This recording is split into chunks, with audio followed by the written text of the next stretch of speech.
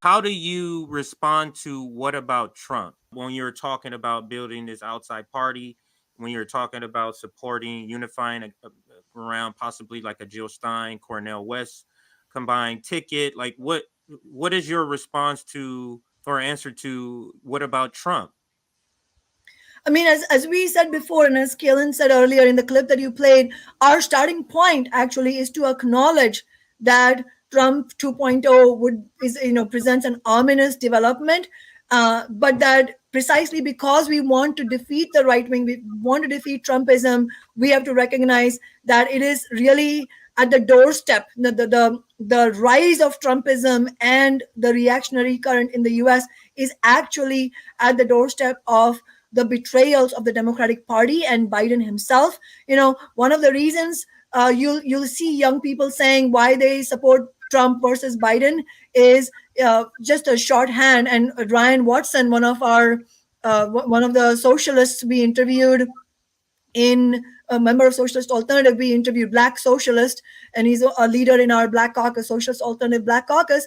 We interviewed him to talk about what is happening, like why are 20% of Black people, working people, refusing to support Biden and want to support an independent candidate. And one of the points he made was that uh, Black people, Black working people, young people feel completely betrayed by Biden. A shorthand, what they'll say is, and Ryan talks about this in the interview we did it with him on Strike, is, you know, Trump was the guy who gave us the COVID benefits. Biden was the guy who took them back. And obviously, it's not as clear cut as that. And neither of them wanted to give us working people Anything, anything. It yeah. was because of the pressures on them and just the severity of the crisis that forced their hand.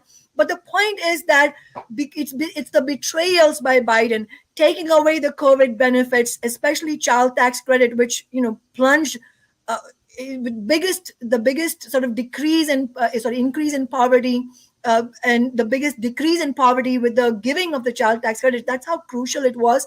Taking that away, the failure to address student debt, no no no allegiance to the ideas of Medicare for all, no $15 an hour, just absolute betrayals of working people, and the failure for to stand up for ordinary people and working people.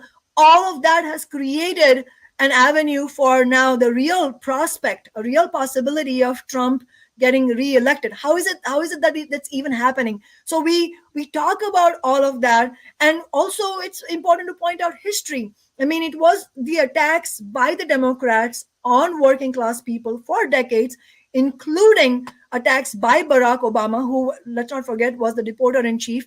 All of those betrayals by Democrats like Obama, who was a Black president and attacked the interests of working people, including Black working people, all of that at that time led to the rise of the Tea Party. It was the betrayals of Obama that led to Trump's rise. It was the failure of Hillary Clinton to stand for nothing other than corporate interests and billionaire interests that allowed him to win. It was their crushing of the Bernie campaign inside the Democratic Party that opened the door for Trump to win. So it's a long history of betrayals that are leading up to the potential of a Trump 2.0. We cannot dissolve these threats of the rise of Trump and the right wing by simply voting. Every presidential election we say, oh, let this time let's vote for Biden. Let's deal with it later. No, that is precisely what keeps fueling energies into the Trump. So trying out the completely failed strategy again and again does not work. We need a new party for working people. And just to cap off with this headline, third parties and how it's sort of a perfect storm, sort of like it's a perfect storm.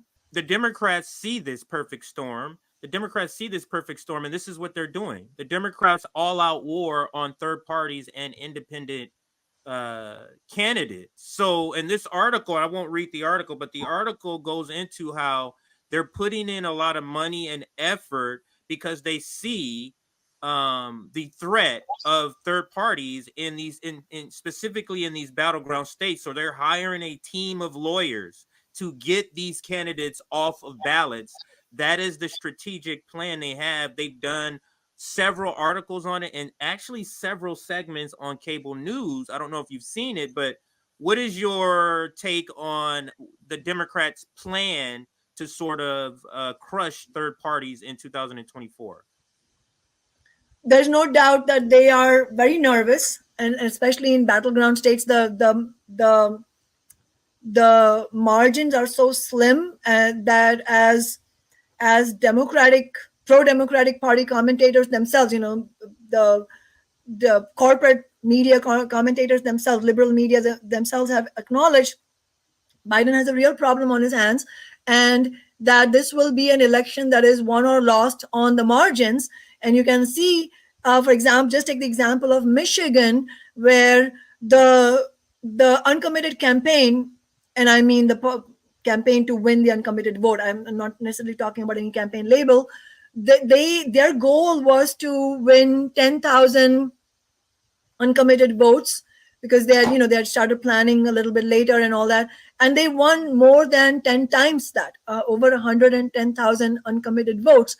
And that is uh, 10 times the margin by which Trump defeated Clinton in 2016. So it is really a battle at the margins for Biden and the Democrats. So it's no surprise at all that they are going to go all out against the third party candidates. Obviously, I'm mainly concerned about, and we should be mainly concerned about, what kind of hate campaign that they're going to conduct against Jill Stein and Cornel West, and other left candidates, in the sense that we've already seen that. We've seen that playbook, the way they demonized Jill Stein for the election of Trump. We don't agree with any of that. We said that very clearly. We said that the reason Hillary Clinton lost is because, and the Democrats lost, is because they presented the epitome of corporate elitism as their candidate. And so what did they expect was going to happen?